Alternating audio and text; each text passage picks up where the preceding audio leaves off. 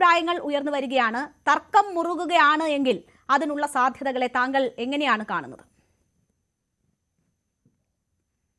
Renuka, league ഏതായാലും എനിക്ക് ഉറപ്പുണ്ട്, ലീഗ് ഏത് സാഹചര്യത്തിലായാലും മുഖ്യമന്ത്രി സ്ഥാനത്തിന് ഒരു ക്ലെയിമുമായിട്ട് ആ പാർട്ടി വരില്ല.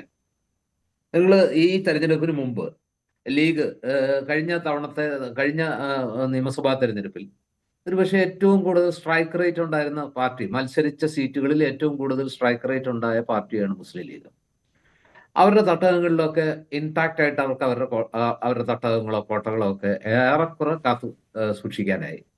മറിച്ച് 90 സീറ്റിലധികം മത്സരിച്ച UDFന് കോൺഗ്രസിന് എത്ര സീറ്റ് കിട്ടി, ഘടകകക്ഷികൾക്ക് എത്ര സീറ്റ് കിട്ടി എന്നൊക്കെ നോക്കുമ്പോഴാണ് ഈ ലീഗിന്റെ ഒരു കോൺട്രിബ്യൂഷൻ, ലീഗിന്റെ UDFിൽ ഒരു പ്രസക്തി നമുക്ക് മനസ്സിലാക്കുക.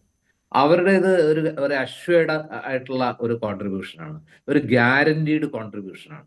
എന്നിട്ട് പോലും ഇത്രയും വലിയ സ്ട്രൈക്ക് റേറ്റ് ഉണ്ടായിട്ടും മുന്നണിയെ ഒരു പ്രതിസന്ധിയിലേക്ക് എത്തിക്കാനോ മുന്നണിയിൽ ഈ സീറ്റ് വിഭജന ചർച്ചയിലേക്ക് ഇറാമുട്ടിയാക്കാനോ ഒന്നും ലീഗ് ശ്രമിച്ചില്ല.